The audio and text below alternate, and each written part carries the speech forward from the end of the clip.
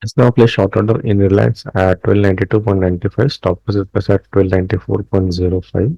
So let's see what picks my order and then falls. And you can see the magic exactly after picking my order here. My target is around 1 as to 10 at 1281.20. Hope so it will hit the target now. Hey, finally we have achieved our target of 1 as to 10.6. I was not at place when it was got triggered and when it all happened. So this was just placement of order and target recording.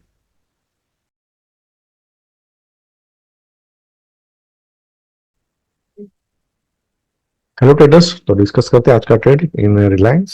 सबसे पहली बात, daily time frame में देखेंगे direction अपना कौन सा होना चाहिए।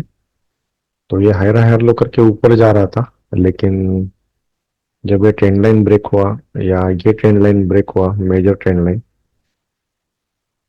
तब ये डाउन ट्रेंड में आया है ऐसा हम बोल सकते हैं। और एक डिमांड सप्लाई जोन अगर हम यहाँ से डालेंगे तो वो भी ब्रेकडाउन हो चुका है।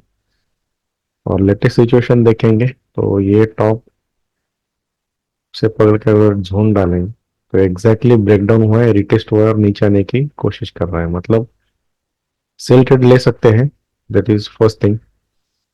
फिर आता है लोकेशन कि बायर और सेलर, अब हम सेलिंग साइड रहने वाले हैं तो सेलर कौन से डायरेक्शन में हो सकते हैं या सेलर कहाँ हो सकते हैं चार्ट में।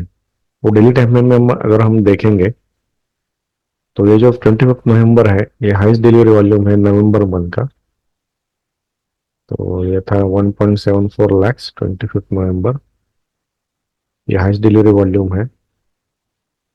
अब इसका रेफरेंस हम ले सकते हैं, इसलिए प्रोसेस के हिसाब से हम हाई लो मार्क करते हैं इस कैंडल का। दिसंबर मंथ में ब्रेकआउट किया, रिटेस्ट किया, फिर ऊपर जाना चाहिए था प्राइस, लेकिन ओवरऑल ये डाउन ट्रेंड में है। ये सपोर्ट बिकम रेजिस्टेंस ऐसा भी है तो ऊपर जा नहीं पाया और ब्रेक कैंसिल हुआ है कल फिर से। मतलब कहीं ना कहीं हम ये कह सकते हैं कि यहाँ पे सेलर एक्टिवेट हो चुका है, अब ये नीचे आ सकता है।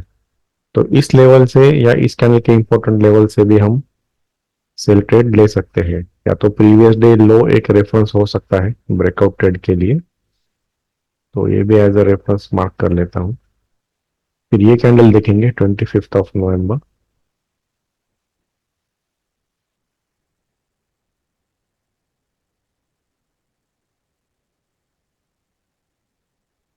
यदि लास्ट में बहुत ज्यादा वॉल्यूम आया था सभी स्टॉक्स में, तो यहाँ पे पहले हाई बना फिर लो बना और ये हाईएस्ट वॉल्यूम कैंडल है।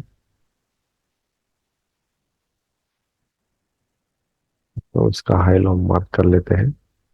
ये इंपॉर्टेंट लेवल्स है।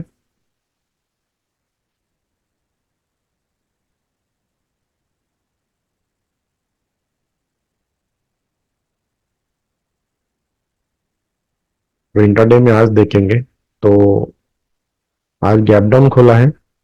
जब गैप डाउन खोला तब बुल्स आ गए क्योंकि ये बुलिश कैंडल है। लेकिन बुलिश कैंडल ने ये दो रेजिस्टेंस जो लेवल्स है इनका भी रेजिस्टेंस कंफर्म किया है। मतलब अगर ये बुल्स इतने स्ट्रांग वॉल्यूम से आए थे तो ऊपर जाना चाहिए था, कैंडल भी अच्छा बनाया था पहला, लेकिन क्योंकि ये गैप डाउन हुआ है तो शायद ये जो सेलिंग किया है उनका थोड़ा प्रॉफिट बुकिंग होगा। और जो ओरिजिनल सेलर्स है जो मेन डायरेक्शन में बैठे हैं वो शायद सेल करेंगे, ऐसा मेरा एक अनुमान था। मैंने ये दो कैंडल देखा और फिर सेकंड कैंडल भी नीचे ब्रेकडाउन हुआ है। तो ये मैंने मोमेंटम ट्रेड करने की कोशिश की थी मॉर्निंग में ही, जब प्राइस यहाँ पे चल रहा था। तो ये टू ग्रीन टू रेड यहाँ पे बना था। एक वन मोर साइन है कि ये रेजिस्टेंस भी ऐसा बना है, मतलब कहीं ना कहीं यहाँ पे सेलर एक्टिवेट हो चुके हैं। यही इंट्राडे का कंफर्मेशन कि सेलर आ गए हैं। ये कैंडल देख के मैंने, ये जब कैंडल क्लोज हुआ तब मैंने ऑर्डर प्लेस किया था। ये लेवल था 93.10, जो अपना मेन लेवल है। तो उसके नीचे 5 पैसा 92.95 पे मैंने सेल ऑर्डर लगाया था, और स्टॉप लॉस इसके ऊपर था 94.05 एग्जैक्टली। तो ये समझने में आई थिंक कोई दिक्कत नहीं है कि स्टॉप लॉस कहाँ लगाया है या एंट्री कहाँ लगाया है। अब अगर यहाँ पे एंट्री ट्रिगर होता तो शायद मैं डे लो पे बुक कर लेता यहाँ पे जो भी कुछ मिल रहा था 1:6। लेकिन ऑर्डर यहाँ पे ट्रिगर नहीं हुआ, तो मैं जगह पे नहीं था, तो मैंने एंट्री और स्टॉप लॉस लगा के छोड़ दिया था ये। कहीं जाके दोपहर में यहाँ पे एग्जीक्यूट हुआ, और जब मैं जगह पे आया तो ऑलरेडी बहुत नीचे आ चुका था। तो मैंने जस्ट 1:10